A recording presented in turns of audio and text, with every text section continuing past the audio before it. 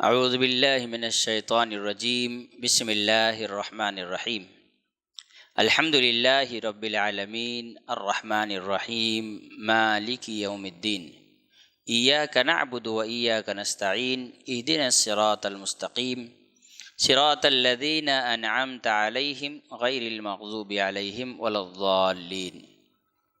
ناظرین کرام، آپ کا استقبال ہے ایک نئے سلسلے کے ساتھ، وہ ہے سورۃ الفاتحہ۔ سورہ فاتحہ قرآن مجید میں تلاوت کے اعتبار سے سب سے پہلی سورت ہے۔ اس کے کئی نام ہیں: سبع المثانی، الصلاۃ، الرقیہ، الفاتحہ، ام الکتاب۔ یہ سورت بڑی ہی فضیلت والی ہے۔ اس کی فضیلت کے لیے یہ بات کافی ہے کہ کسی بھی مسلمان کے لیے بنا سورہ فاتحہ پڑھے ایک رکعت نماز بھی نہیں ہوگی۔ اگر کوئی آدمی 3 رکعت نماز پڑھتا ہے مغرب کی اور 2 رکعت میں سورہ فاتحہ پڑھتا ہے، ایک میں سورہ فاتحہ نہیں پڑھتا، تو وہ رکعت اسی قبول نہیں ہوگی۔ اور اگر ایک بھی رکعت میں نماز سورہ فاتحہ نہیں پڑھتا، اس کی پوری نماز نہیں ہوگی، جیسا کہ اللہ کے رسول صلی اللہ علیہ وسلم نے فرمایا کہ لا صلاۃ لمن لم یقرأ بفاتحۃ الکتاب، نماز نہیں ہے اس کے لیے جس نے سورہ فاتحہ نہیں پڑھی، چاہے وہ امام ہو، مقتدی ہو، بآواز بلند نماز پڑھی جا رہی ہو، جہری یا سری ہو، یعنی ظہر عصر کی نماز۔ ناظرین اکرام، یہاں ایک بات ہمیں یاد رکھنی ہوگی کہ سورۃ الفاتحہ، اس کو اللہ کے رسول صلی اللہ علیہ وسلم نے حدیث قدسی میں کہا کہ اللہ تعالیٰ نے فرمایا قسمت الصلاۃ بینی و بین عبدی، کہ میں نے نماز کو 2 حصوں میں تقسیم کیا۔ اس کا پوری سورہ فاتحہ کی فضیلت اور اس سے متعلق باتیں وہاں بیان کی گئی کہ کیسے انسان جب سورہ فاتحہ نمازیں پڑھتا ہے تو وہ اللہ سے ہم کلام ہوتا ہے، ہر آیت کے بعد اللہ تعالیٰ اس کو جواب دیتا ہے۔ سورہ فاتحہ ہر انسان کو یاد رہنا چاہیے، اور ہر والدین کو چاہیے کہ وہ اپنی اولاد کو خود سورہ فاتحہ یاد کرائے۔ یہ صدقہ جاریہ ہوگا، کیونکہ بچہ زندگی میں جب بھی نماز پڑھے گا، اللہ رب العالمین سورہ فاتحہ کی تلاوت کرنے کی وجہ سے اس کے والدین کو اس کا اجر و ثواب عطا کرے گا۔ سورہ فاتحہ قرآن مجید کی پہلی تلاوت کے اعتبار سے سورت ہے، جس کو فاتحہ یعنی فتح سے شروع کرنے والا یا کھولنے والا۔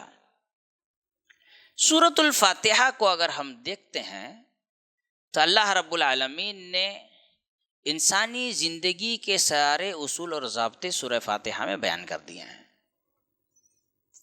چنانچہ اللہ رب العالمین نے سورہ فاتحہ کی ابتدا اس انداز میں کی کہ الحمد للہ رب العالمین، ساری تعریفیں اللہ کے لیے جو پوری کائنات کا رب ہے۔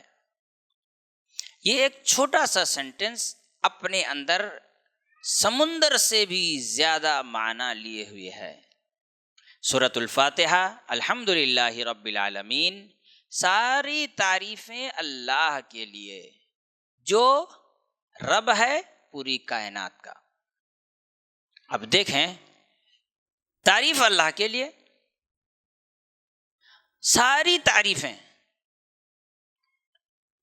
یعنی اللہ رب العالمین کے لیے صرف تعریف ہے، کیونکہ اس کے اندر عیب نہیں ہے۔ دوسری بات یہ ہے کہ تعریف اللہ رب العالمین کے لیے کیونکہ وہ اس کا مستحق اور حقدار ہے۔ تعریف کرنا عبادت بھی ہے، چنانچہ جب انسان اللہ رب العالمین کی تعریف کرتا ہے تو اللہ تعالیٰ کی عبادت کرتا ہے۔ سچے دل سے اللہ کو راضی کرنے کے لیے اگر کوئی الحمدللہ کہتا ہے تو اللہ تعالیٰ اس کو اجر و ثواب بھی دیتا ہے۔ چنانچہ ہم کئی حدیثوں کو دیکھیں تو اللہ رب العالمین حمد بیان کرنے والوں کو اللہ رب العالمین اجر دیتا ہے، جنت میں درجات دیتے ہیں۔ چنانچہ ایک حدیث اللہ کے رسول صلی اللہ علیہ وسلم نے فرمایا کہ اگر کسی انسان کو کہ گھر میں میت ہو، کسی کا انتقال ہو جائے اور وہ الحمدللہ کہتا ہے تو اللہ اس کے لیے جنت میں ایک گھر بنائے گا جس کا نام ہے بیت الحمد، تعریف والا گھر۔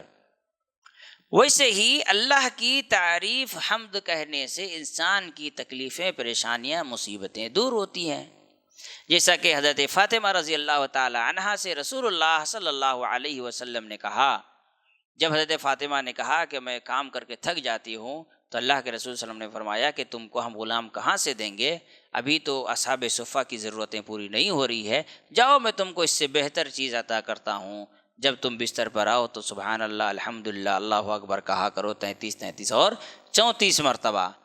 یعنی سوچئے انسان کی زندگی کی تکلیف اور پریشانیوں کو دور کرنے کے لیے جو کلمات سکھائے گا اس میں سے ایک ہے اللہ کی حمد، اللہ کی تعریف، اللہ رب العالمین کی بڑائی بیان کرنا۔ اللہ تعالیٰ ساری تعریفوں کا مستحق اس لیے ہے کہ وہ پوری کائنات کا خالق ہے، رب ہے۔ حمد اللہ رب العالمین اس کا مستحق ہے، لہذا انسان کو ہمیشہ اللہ رب العالمین کی حمد و ثنا بیان کرتے رہنا چاہیے۔ اللہ کی اتنی ساری نعمتیں ہم انسانوں پر ہیں کہ ہم ان تمام نعمتوں کو اگر یاد کر کے اس کی تعریف بیان کرتے جائیں تو ہماری زندگی چھوٹی پڑ جائے گی، لیکن ہم اللہ رب العالمین کے حمد و ثنا کو بیان کرنے کا حق ادا نہیں کر سکتے ہیں۔ اللہ رب العالمین تعریف کا مستحق ہے اس لیے کہ وہ رب العالمین ہے۔ یہاں اس آیت کے اندر کئی چیزیں ہیں جس میں سے ایک حمد بیان کرنا عبادت ہے، لہذا کوئی آدمی الحمدللہ رب العالمین کہتا ہے تو توحید الالوہیہ والعبادہ کو ادا کرتا ہے، تسلیم کرتا ہے، اس پر عمل کرتا ہے۔ دوسری چیز للہ، اللہ رب العالمین کے لیے، للہ یہ اللہ کے اسم جلالہ، اللہ کے ناموں میں سے ہے، لہذا یہ توحید الاسماء والصفات پر بھی ایمان کی دلالت ہے۔ اور آگے رب العالمین کہا گیا، یہ توحید ربوبیت، یعنی ایک آیت میں اللہ تعالیٰ نے توحید کی 3 قسموں کو بیان کر دیا ہے۔ یہاں یہ بات بھی یاد رکھنی چاہیے کہ کوئی انسان اگر اللہ تعالیٰ کی حمد و ثنا بیان نہیں کرتا ہے تو اللہ رب العالمین اس سے ناراض بھی ہو جاتا ہے۔ چنانچہ انسان کو بہت ساری دعائیں سکھلائی گئی ہیں جس میں اللہ تعالیٰ کی حمد و ثنا ہے۔ نیا کا انسان کپڑا پہنے تو کہتا الحمدللہ الذی کسانی ھذا، ساری تعریفیں اس کے لیے جس نے ہم کو یہ کپڑا پہنایا ہے۔ کھانا کھانے کے بعد کہتا الحمدللہ الذی اطعمنی ھذا، ساری تعریفیں اس کے لیے جس نے ہمیں کھانا کھلایا ہے۔ رکوع سے بعد اٹھنے کے بعد انسان کہتا ہے ربنا لک الحمد حمدا کثیرا طیبا مبارکا فیہ۔ اسی طرح سے انسان چھینکتا ہے تو چھینکنے کے بعد کہتا ہے الحمدللہ، یعنی انسان کی زندگی میں صبح شام ہمیشہ انسان کو اللہ کی تعریف بیان کرتے رہنا چاہیے۔ جیسے نیند سے بیدار ہوتے انسان کیا کہتا ہے الحمدللہ الذی احیانا بعدما اماتنا والیہ النشور، ساری تعریفیں اس ذات کے لیے ہے جس نے مجھے موت کے بعد دوبارہ زندہ کیا ہے، اور اسی کی طرف انسان کو جانا ہے۔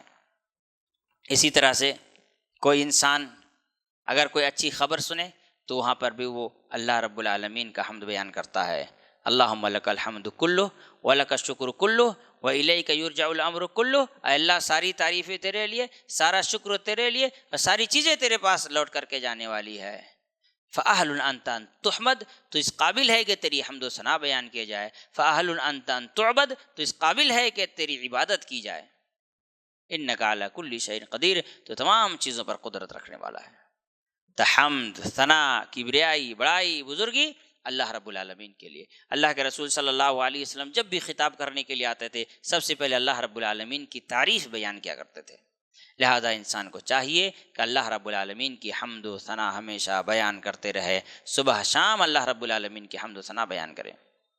للہ، ساری تعریف اللہ کے لیے ہے، اس کا مطلب یہ ہے تعریف جو عبادت ہے وہ اللہ رب العالمین کے لیے ہے، لہذا جو تعریفیں اللہ کے لیے ہیں وہ تعریفیں کسی انسان کے لیے نہیں کی جا سکتی ہیں۔ ہاں انسان کی اچھائیاں ہو سکتی، ان تعریفوں کو بیان کیا جا سکتا ہے، لیکن جس مقصد سے، جس جذبے سے، جس قسم کی تعریفیں اللہ کے لیے ہوگی وہ تعریفیں دوسرے انسان کے لیے نہیں کی جا سکتی ہیں۔ مثال کے طور پر اللہ رب العالمین نے ہمیں روزی دی ہے، اس پر ہم اللہ کا حمد و ثنا بیان کرتے ہیں، اس کے بجائے اگر ہم کسی اور کی حمد و ثنا بیان کرنا شروع کر دیں تو ایسی صورت میں یہ ہمارے لیے شرک ہوگا۔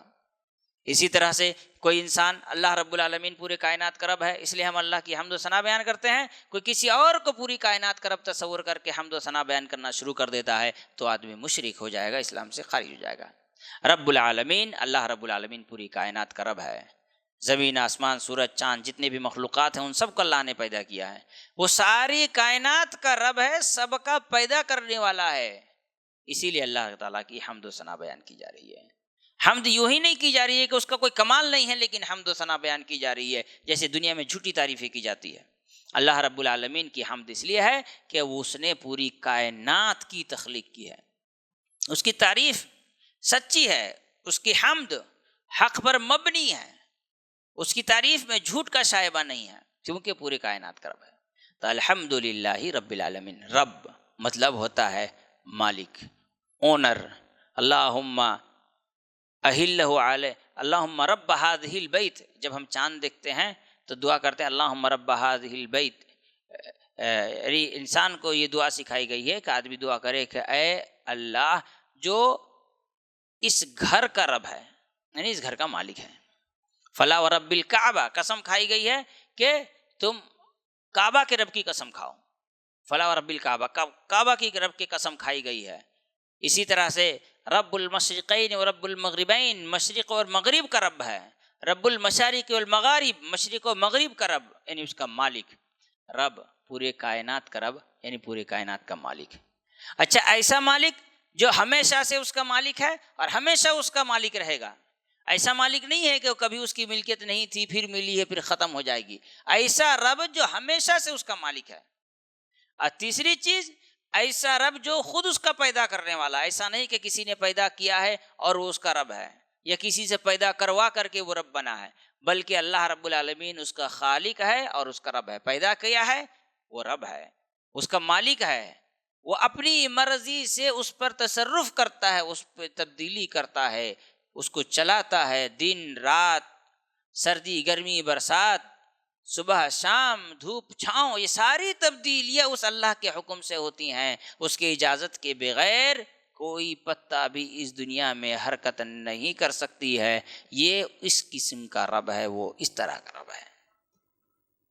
دنیا میں جتنے بھی انسان اس دنیا میں اچھے اور برے ہیں، ان سب کا رب ہے، ان کی ضرورتوں کو پورا کرتا ہے، وہ ایسا رب ہے۔ ایسا رب نہیں ہے، ایسا مالک نہیں ہے کہ بس مالک بن جائے اور اس کی ضرورتوں کی تکمیل نہ ہو، بلکہ اللہ رب العالمین اس کی ضرورتوں کو بھی پورا کرتا ہے۔ چنانچہ اللہ رب العالمین نے فرمایا هو الذی خلق لکم ما فی الارض جمیعا، وہی ذات ہے جو تمہارے لیے زمین کی ساری چیزوں کو پیدا کیا ہے تاکہ تمہاری ضرورتیں پوری ہوں۔ وہ ایسا رب ہے، وہ رب ہے پوری کائنات کا، یعنی بڑے سے بڑے مخلوق کا اور چھوٹے سے چھوٹے مخلوق کا۔ عرش سب سے عظیم اور سب سے بڑا مخلوق اللہ رب العالمین کا، اور رائی کا دانہ جو اللہ کے بہت سے چھوٹے بلکہ اس سے بھی چھوٹے اور بھی مخلوق ہیں، ان سب کا رب ہے۔ ایسا رب ہے جو ان تمام کے سلسلے میں مکمل علم رکھتا ہے کہ کون کب پیدا ہوگا، کہاں پیدا ہوگا، کس حال میں پیدا ہوگا، کتنی روزی پائے گا، کتنا دن جیے گا، کتنی بار سانس لے گا، اور کب مرے گا اور کس حال میں مرے گا، کہاں دفنایا جائے گا۔ یہ ساری ایسا رب جس کو اپنے تمام چیزوں کا، جس کا وہ مالک رب ہے، مکمل علم رکھتا ہو۔ ایسا رب کہ جس کے اختیار سے کوئی باہر نہ جا سکے۔ دنیا میں انسان بہت سارے ہوتے ہیں جو بہت سی چیزوں کا مالک تو ہوتے ہیں لیکن ان پر ان کا کنٹرول اور اختیار نہیں ہوتا ہے۔ لہذا یاد رکھیں، اللہ رب العالمین اس کائنات کو بنایا، اس کا رب ہے تو اس کے کنٹرول میں ساری چیزیں ہیں۔ سورج ڈوبنے کے بعد اللہ سے اجازت لے کر کے طلوع ہوتا ہے، چاند اللہ کی اجازت سے طلوع ہوتا ہے، اور ایک دن آئے گا جب اللہ تعالیٰ سورج سے کہے گا کہ جاؤ وہیں سے طلوع ہو جاؤ جہاں سے تم ڈوبے تھے، یعنی پھر اس دن وہ پچھم سے یعنی مشرق کی طرف سے وہ طلوع ہوگا اور اس دنیا کے سامنے ظاہر ہو جائے گا۔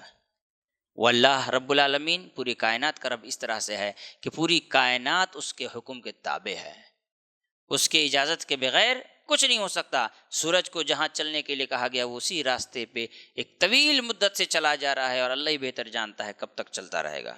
اور چاند کو جس راستے پر چلنے کے لیے کہا ہے وہ اسی راستے پر چل رہا ہے اور ایک طویل مدت سے چل رہا ہے، اور اللہ ہی بہتر جانتے کب تک چلے گا۔